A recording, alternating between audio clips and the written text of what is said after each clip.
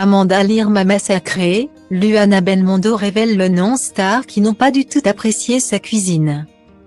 Jean-Paul Belmondo a construit son immense carrière dans le cinéma, son fils a lui choisi l'automobile.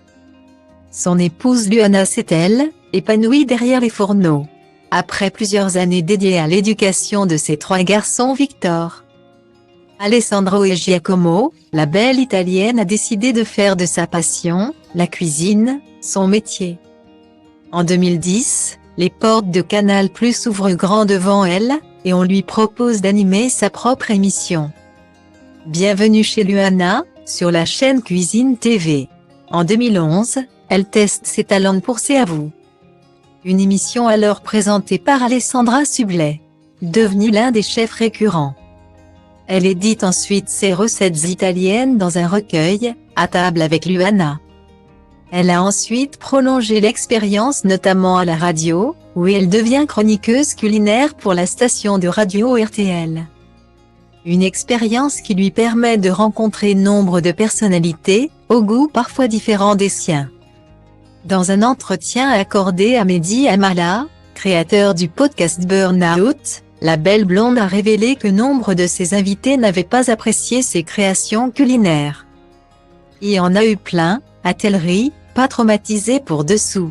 Et de citer pour commencer l'écrivain Jean d'Ormesson. Il voulait que je lui fasse une pâte, j'ai suggéré la matriciana, une pâte très romaine. Mais le romancier n'est pas convaincu.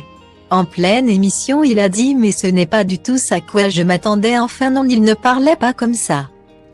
Il a été beaucoup plus fin et plus élégant, mais en tout cas il a trouvé que ce n'était pas la bonne recette, s'est souvenu la grand-mère de Vahay.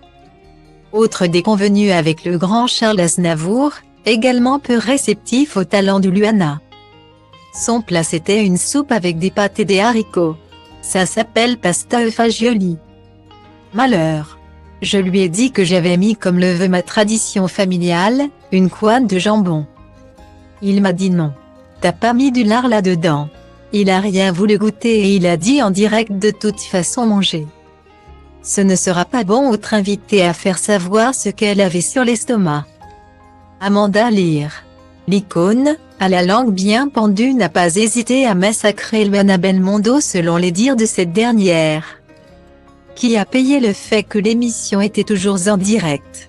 Elle a dit que c'était dégueulasse, a ri Luana, manifestement pas rancunière. Une jolie preuve de recul.